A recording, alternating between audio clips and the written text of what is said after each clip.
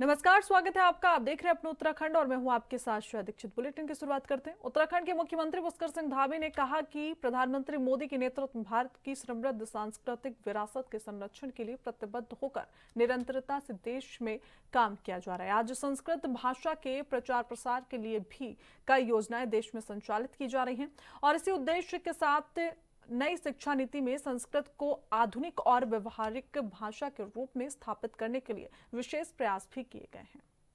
आदरणीय प्रधानमंत्री श्री नरेंद्र मोदी जी के दूरदर्शी नेतृत्व में भारत की जो समृद्ध सांस्कृतिक विरासत है उसके संरक्षण के लिए, उसके संवर्धन के लिए प्रतिबद्ध होकर निरंतरता से आज देश के अंदर काम किया जा रहा है।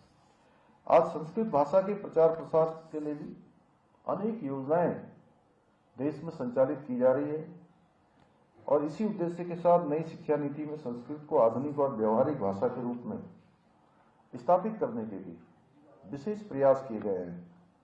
आज स्कूली पाठ्यक्रम में संस्कृत भाषा को विशेष स्थान देने के साथ ही संस्कृत विश्वविद्यालय को आधुनिक संसाधनों से युक्त बनाया जा रहा है, उनको सुसज्जित किया जा रहा है, हर प्रकार से नवाचार किया जा रहा है, साइंस एंड टेक्नोलॉजी के साथ उसको आगे बढ़ाने का प्रयास किया जा रहा है। एक और जहां संस्कृत साहित्य को ऑनलाइन प्लेटफॉर्म पर उपलब्ध कराया गया है, वहीं ई संस्कृत शिक्षण प्लेटफॉर्म, संस्कृत एप्स विकसित करने पर भी विशेष बल दिया जा रहा है।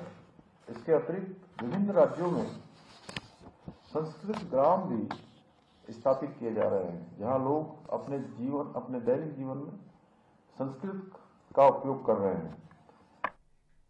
बीते दिनों ऑनलाइन रजिस्ट्री प्रक्रिया के खिलाफ वकीलों ने विरोध प्रदर्शन करते हुए कार बहिष्कार किया और डीएम के माध्यम से सीएम को ज्ञापन भी सौंपा। अधिवक्ताओं का कहना है कि ऑनलाइन रजिस्ट्री और पेपरलेस व्यवस्थाओं से उनका काम प्रभावित होगा। उन्होंने सरकार को चेतावनी भी दी है कि इस पर बीजेपी के प्रदेश प्रवक्ता कमलेश रमन का कहना है कि सरकार जीरो टॉलरेंस की नीति पर काम कर रही है। इस ऑनलाइन व्यवस्था से भ्रष्टाचार रुकेगा, इससे किसी का काम प्रभावित नहीं होगा।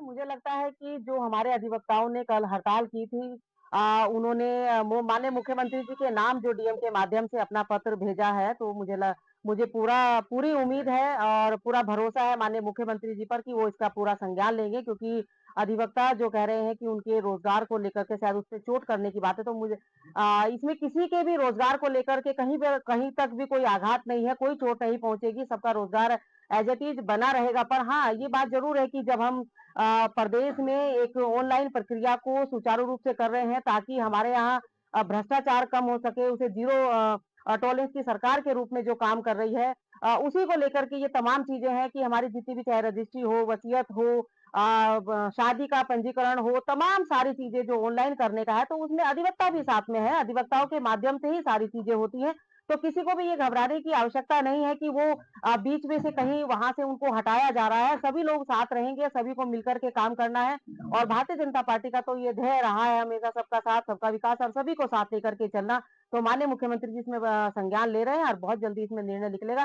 किसी को भी कहीं तक भी दूर तक आघात नहीं पहुंचेगा इन चीजों से।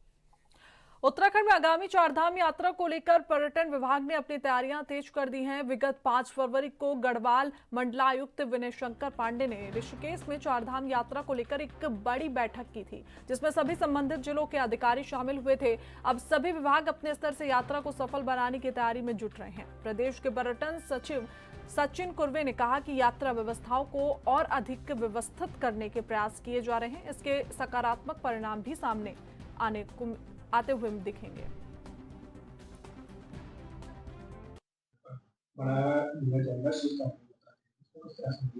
देखिए, आदि कैलाश ओम पर्वत, इसके संदर्भ में पिछले ये यात्रा तो पहले से भी चलती आई है, लेकिन इसको एक हाई एंड का प्रोडक्ट बनाने के पॉइंट ऑफ व्यू से पिछले साल से हमने इसको एरियल सर्विस भी इसमें शुरू कराई है। अगर हम आंकड़ों की तरफ देखें तो 2022 के बाद आदि कैलाश ओम पर्वत की जो यात्रा है, आदि कैलाश यात्रा जिसे कहा जाता है, इसमें ऑलमोस्ट बढ़ोतरी तो हुई है, लेकिन विगत साल में ये बढ़ोतरी 3 गुना देखी गई है। तो एरियल के माध्यम से, एरियल दर्शन के माध्यम से, और पिछले नवंबर दिसंबर में हमने कैलाश के दर्शन फ्रॉम इंडियन सॉइल ये भी हमने कराया था। इसको बहुत अच्छा रिस्पॉन्स मिला है और इसी के मद्देनजर जो अभी कल की कैबिनेट में जो एक निर्णय हुआ है कि हमने MI-18 के माध्यम से एरियल दर्शन की हमने सुविधाएं शुरू की है, जिसमें 26,000 रुपीज का एक काइंड ऑफ एक कैप हमने अपनी तरफ से हम वो बेयर कर रहे हैं यूटिलिटी से। किस तरह से देखें शीतकालीन यात्रा उत्तराखंड के पर्यटक दृष्टि से क्यों महत्वपूर्ण है? देखिए, विंटर टूरिज्म के पॉइंट ऑफ व्यू से शीतकालीन यात्रा का महत्व बहुत ज्यादा है, क्योंकि अब तक उत्तराखंड का टूरिज्म का जो प्रोफाइल है उसमें हमेशा उत्तराखंड का जो टूरिज्म है ये केवल 6 महीने का टूरिज्म माना जाता था, because of so called harsh weather है या स्नोफॉल के कारण है, यहाँ की जियोग्राफिकल जो सिचुएशन उसके कारण। लेकिन शीतकालीन धाम जो यात्रा है उसके कारण ये सीजन थोड़ा इसका पीरियड अवधि बढ़ेगा और उसके कारण यहाँ के जो लोग हैं जो विभिन्न व्यवसायों से जुड़े हैं यात्रा के, उनके आजीविका पे इसका सकारात्मक असर पड़ेगा। इस बार जो कंसंट्रेटेड एफर्ट्स हुए हैं उसके कारण शीतकालीन जो यात्रा है एज ए टूरिज्म प्रोडक्ट के रूप में, as a pilgrimage religious tourism के पॉइंट ऑफ व्यू से काफी अट्रैक्ट किया है लोगों को और आने वाले सालों में ये भी बढ़ेगी। उत्तराखंड में फिर मौसम करवट बदल सकता है। मौसम विभाग के मुताबिक प्रदेश के पर्वतीय जिलों के ऊंचाई वाले क्षेत्रों में हल्की बारिश के आसार जताए जा रहे हैं। वहीं मौसम विभाग ने 19 और 20 फरवरी तक मौसम में बदलाव के संकेत भी दिए हैं, जबकि 16 से 18 फरवरी तक मौसम साफ रहने से तापमान में बढ़ोतरी देखने को भी मिल सकती है। मौसम वैज्ञानिक रोहित थपलियाल के मुताबिक पहाड़ी जिलों के 3200 मीटर से अधिक ऊंचाई वाले क्षेत्रों में हल्की बर्फबारी का भी अनुमान जताया गया है। आजकल क्योंकि मौसम में परिवर्तन हो रहा है, क्या कुछ रहेगा सर? देखिए, आज 15 फरवरी है, तो आज के दिन उत्तराखंड के पर्वतीय क्षेत्रों में कहीं कहीं बहुत हल्की से हल्की वर्षा और बर्फबारी मिलने की संभावना है। साथ ही जो मैदानी क्षेत्र है वहाँ पर भी इक्का दुक्का स्थानों पर बहुत हल्की वर्षा मिल सकती है। इसमें जो 3200 या फिर 3300 मीटर या उससे अधिक ऊंचाई वाले क्षेत्र हैं वहाँ कहीं कहीं बर्फबारी भी मिल सकती है। तो लाइट एक्टिविटी रहेगी उत्तराखंड में। कल जो है एक्टिविटी कम हो जाएगी, तो कल 16 फरवरी को उत्तराखंड के जो पर्वतीय क्षेत्र हैं, विशेषकर जो उसमें उत्तरकाशी, चमोली, पिथौरागढ़ जनपद है, यहाँ कहीं कहीं बहुत हल्की वर्षा बर्फबारी मिलने की संभावना है।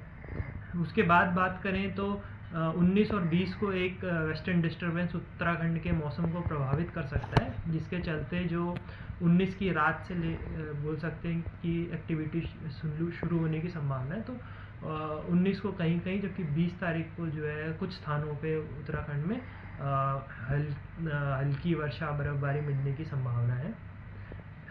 अब तापमान की बात करें तो जो आज जैसे क्लाउडिंग की वजह से अधिकतम तापमान में कुछ 2 से 3 डिग्री जो है उत्तराखंड में गिरावट मिलने की संभावना है, लेकिन उसके बाद जो है क्लाउडिंग हटने के बाद जो अगले 16, 17, 18 तारीख में थोड़े अधिकतम तापमान बढ़ सकते हैं। ऊर्जा सचिव और मीनाक्षी सुंदरम ने स्मार्ट मीटर को लेकर कहा कि प्रदेश में स्मार्ट मीटर लगाए जा रहे हैं। साथ ही उन्होंने ये भी बताया कि स्मार्ट मीटर का प्रोजेक्ट केंद्र सरकार की ओर से जारी किया गया है। प्रदेश में स्मार्ट मीटर को लेकर कई सारी भ्रांतियां आम लोगों में देखने को मिल रही हैं, जिसको देखते हुए प्रमुख सचिव ऊर्जा ने कहा कि स्मार्ट मीटर के लगने से उपभोक्ताओं को काफी लाभ होगा। जिस तरह से पुराने मीटर में रीडिंग गलत आने की शिकायत होती थी, स्मार्ट मीटर लगने के बाद शिकायत पूरी तरीके से खत्म होगी और मोबाइल ऐप के माध्यम से उपभोक्ता हर दिन अपनी बिजली की खपत को चेक कर सकते हैं।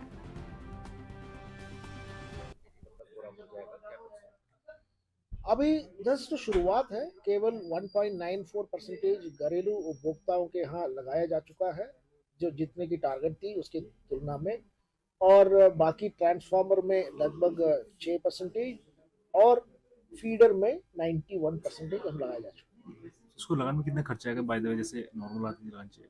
देखिए, ये टोटल ओवरऑल प्रोजेक्ट जो है ये 2000 करोड़ की है, RDSS प्रोजेक्ट, और उसमें 2 अलग अलग कंपोनेंट है। एक लाइन लॉस का कंपोनेंट है, लेकिन इस पर्टिकुलर कंपोनेंट को अगर हम वो ले लें तो 1200 करोड़ के आसपास में खर्चा आएगा, जिसको भारत सरकार वहन कर रहा है। स्टेट, देखिए, बिजली की दर तो नहीं बढ़ेगी, लेकिन बिजली का जो बिल आता है उसमें कमी आने की ज़्यादा संभावना है, क्योंकि अभी मैनुअल रीडिंग है। मैनुअल रीडिंग में कई बार एरर की वजह से ज़्यादा बिल आ जाते हैं, और अक्सर हम लोगों को उपभोक्ताओं के कंप्लाइंट सुनने को मिलता है कि मेरे बिल बहुत ज़्यादा आया है।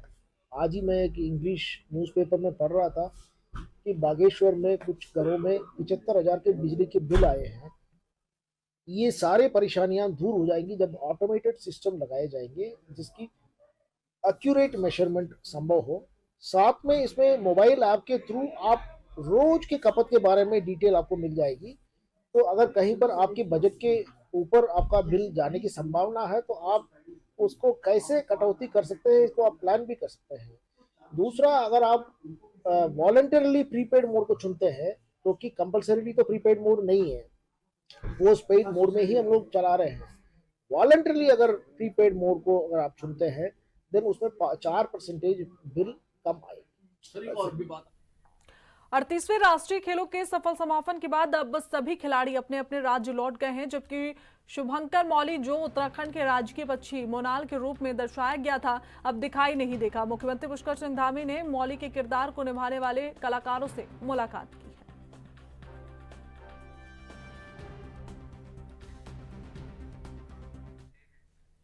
उत्तराखंड में 15 फरवरी से फायर सीजन शुरू हो गया है। वन विभाग ने वनाग्नि से निपटने के लिए सभी तैयारियां भी पूरी कर ली हैं।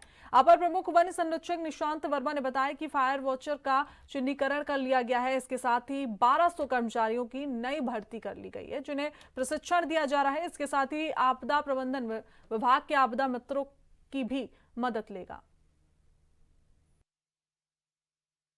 फायर सीजन में जैसे अब 15 तारीख से हमारा सत्र शुरू होगा, तो लोग अभी डिविजन्स में जो है फायर वॉचर्स का चिन्हीकरण कर लिया गया है और अभी हम लोग 15 तारीख से फायर वॉचर्स को योजित करेंगे। स्थानीय जो ग्रामीण हैं वहीं से ही, ग्रामों से ही फायर वॉचर्स देते हैं।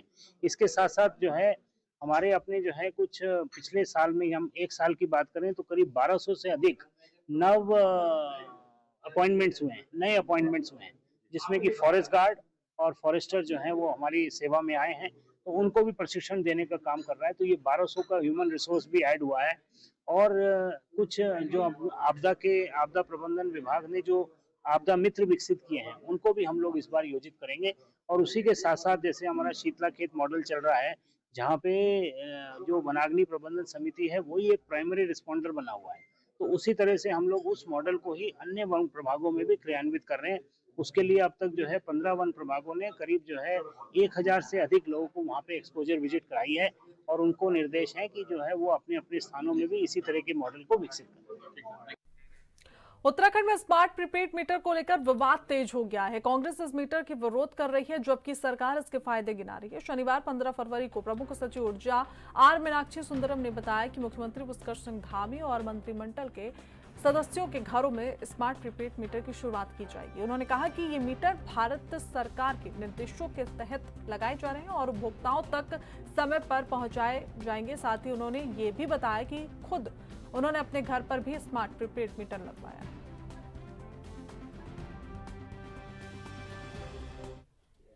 प्रधानमंत्री नरेंद्र मोदी 27 फरवरी को उत्तरकाशी के मुखवा और हर्षिल में शीतकालीन यात्रा पर आएंगे, जिसमें यहां के ग्रामीणों में खासा उत्साह है। इस यात्रा से उत्तरकाशी के पर्यटन और तीर्थाटन को बढ़ावा मिलने की उम्मीद भी है। बता दें कि गंगोत्री के शीतकालीन प्रवास स्थल मुखवा और हर्षिल अपनी प्राकृतिक सुंदरता के लिए प्रसिद्ध है और बॉलीवुड फिल्मों की शूटिंग के लिए भी लोकप्रिय है। गंगोत्री मंदिर समिति के सचिव सुरेश सेमवाल ने कहा कि प्रधानमंत्री के आगमन से पर्यटकों और तीर्थयात्रियों की संख्या लगभग 50% बढ़ने का अनुमान है। प्रधानमंत्री के स्वागत के लिए सभी तैयारियां पूरी कर ली गई।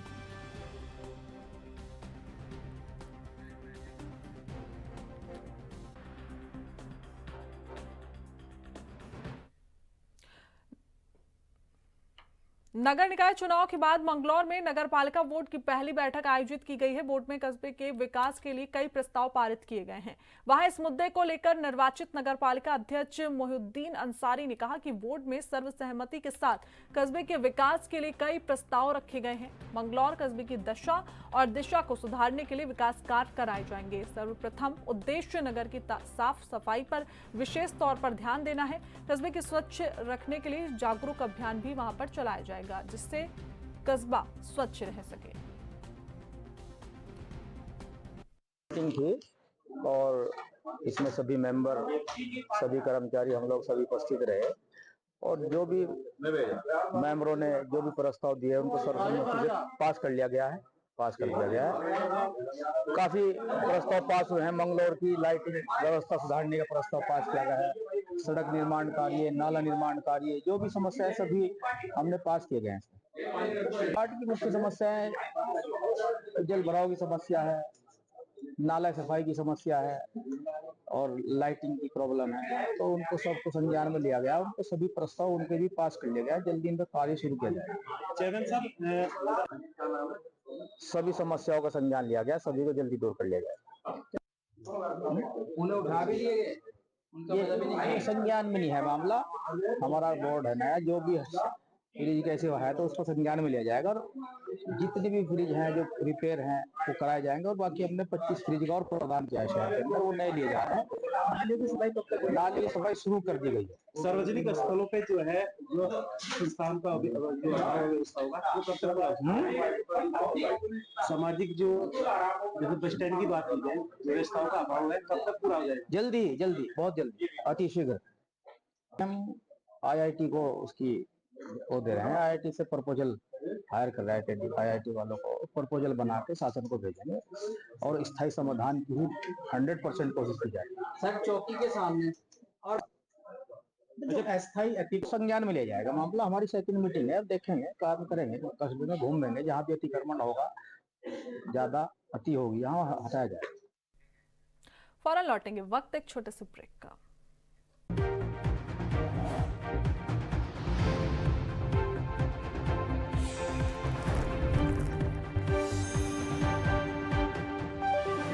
ब्रेक के बाद बुलेटिन में एक बार फिर आप सभी का स्वागत है। खबरों में आगे बढ़ते हैं। जनपद उधम सिंह नगर के कोतवाली जसपुर अंतर्गत गांव नारायणपुर में बीते रोज एक शादी समारोह में डीजे बजने को लेकर विवाद हो गया। विवाद इतना बढ़ गया कि विशेष समुदाय के लोगों ने लाठी डंडे और पथराव करना शुरू कर दिया। सूचना पर मौके पर पहुंची पुलिस ने शांति व्यवस्था बनाई और अपनी देखरेख में शादी संपन्न कराई। आपको बता दें कि जसपुर के गांव नारायणपुर निवासी छत्रपाल सिंह की पुत्री की शादी थी और दोपहर में मेहमानों को खाना खिलाया जा रहा था। इस दौरान डीजे बज रहा था, तभी दो समुदाय के बीच लोगों ने टेंट में घुसकर मेहमानों पर लाठी डंडों से पथराव कर हमला कर दिया, जिससे शादी समारोह में भगदड़ व अफरा तफरी मच गई और कई लोगों को चोटें भी आई हैं। घटना की सूचना मिलने पर पुलिस तत्काल मौके पर पहुंची और मोर्चा संभाला। पुलिस ने बारात पर हमला करने वालों के कई लोगों को पकड़कर किसी तरह मामले को शांत किया और अपनी देखरेख में कड़ी सुरक्षा के बीच शादी संपन्न कराई। कुछ देर पहले 112 से इस माध्यम से हमें सूचना प्राप्त हुई कि नारायणपुर थाना जसपुर में एक शादी समारोह था जिसमें डीजे बजने को लेके कुछ विवाद हुआ है। इस घटना के बाद तुरंत पुलिस मौके पर पहुंची, क्योंकि दो गैर समुदाय के बीच का ये झगड़ा था। इसको लेके तत्काल मौके पर फोर्स रवाना किया गया। मौके पर शांति व्यवस्था बनाई गई। मौके से जिनकी लड़की की शादी है उनके पिता द्वारा तहरीर दी गई है। कुछ लोगों को नामजद किया गया है। इसमें हमारी टीमें पुलिस टीम बनाकर अलग अलग जगह भेजी गई है और व्यक्तियों को जिनके नामजद तहरीर है उनको गिरफ्तार करने का प्रयास किया जा रहा है। जैसे गिरफ्तार किए जाएंगे तहरीर के आघात में मुकदमा पंजीकृत किया जाएगा, उन्हें न्यायालय के समक्ष पेश किया जाएगा और उसके अलावा जो विधि सम्मत कार्यवाही है वो इसमें प्रकरण में की जाएगी। NFSU दिल्ली की ओर से आयोजित साइबर कमांडो परीक्षा में उत्तराखंड ने बेहतर प्रदर्शन किया है। उत्तराखंड से 72 पुलिसकर्मी इस परीक्षा में चयनित हुए हैं। परीक्षा में चयनित सबसे अधिक कर्मियों में उत्तराखंड तीसरे नंबर पर है। वहीं SSP STF नवनीत भुल्लर ने बताया कि उत्तराखंड से 72 पुलिसकर्मी इस परीक्षा में चयनित किए गए हैं। इसके साथ ही राज्य से चयनित टॉप 3 पुलिसकर्मियों का ऑल इंडिया रैंक में दूसरा, छठा और 10वां स्थान आया है। वहीं इस मुद्दे पर वरिष्ठ पुलिस निरीक्षक नवनीत भुल्लर ने बताया कि साइबर कमांडो परीक्षा में उत्तराखंड के पुलिस जवानों ने परीक्षा में बेहतर प्रदर्शन किया है। इसमें जो जैसे मैंने बोला कि टोटल जैसे 72 का चयन हुआ है, ये हमारी कंट्री में 3rd पोजीशन है नंबर्स के हिसाब से। इसके अतिरिक्त जो 3 हमारे कर्मचारी हैं दूसरे, छठे या 10वीं रैंक जो है वो भी हमारे कार्मिकों का ही उत्तराखंड के कार्मिक हैं। और अब जैसे ही इनके लेटर्स आएंगे फिर इनको IITs या NFSU में इनको ट्रेनिंग के लिए भेजा जाएगा। सर जिला कलेक्ट्रेट के ऋषि पटना सभागार में प्रभारी मंत्री जिला योजना समिति देहरादून सुबोध उनियाल की अध्यक्षता में जिला योजना एवं 20 सूत्री कार्यक्रम की समीक्षा बैठक आयोजित की गई, जिसमें संबंधित विभागों और पदाधिकारियों ने शिरकत की। समीक्षा बैठक के उपरांत कैबिनेट मंत्री सुबोध उनियाल ने मीडिया से बातचीत करते हुए कहा कि विभिन्न विभागों को लेकर लगभग 100 करोड़ का बजट आवंटित किया गया था। साथ ही जनप्रतिनिधियों को दी गई योजनाओं की प्रगति की समीक्षा की गई, जिसमें पाया गया कि 95% विभागों ने 100% प्रगति की है, लेकिन 5% को फटकार लगाते हुए एक पूरा करने के लिए हिदायत भी दी गई है।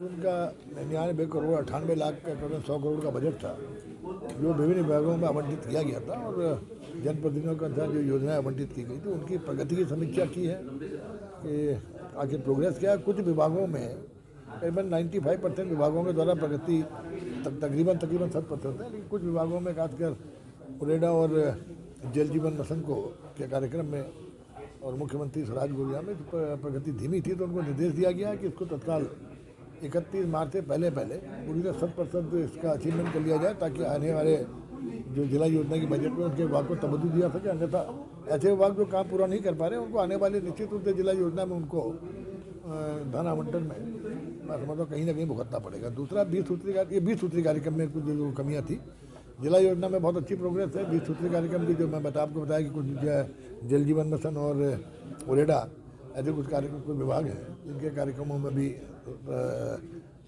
पूरी तरह से अचीवमेंट नहीं किया इन्होंने। और साथ ही साथ जो खनिज न्यास है उसके अंतर्गत जो विगत वर्ष स्वीकृतियाँ दी गई, 60% पैसा रिलीज कर दिया गया था, अब शेष पैसे को रिलीज करने का निर्णय लिया गया। और साथ ही जो कुल 16 करोड़ रुपए के आसपास इस समय खनन न्यास में है, उसमें कमिटेड बजट के अलावा बाकी नई योजना के लिए विधायकों से योजनाएं शीघ्र जो सोशल सेक्टर की योजनाएं और इंफ्रास्ट्रक्चर सेक्टर की योजनाएं जो खनन न्यास में दी जाती हैं, उनमें खासकर स्कूल शिक्षा और स्वास्थ्य पर ज़्यादा फोकस करते हुए प्रस्ताव जिलाधिकारी को शीघ्र प्रेषित करने के लिए कहा गया। फिलहाल बुलेटिन में बस इतना ही। देखते रहिए ANB न्यूज़।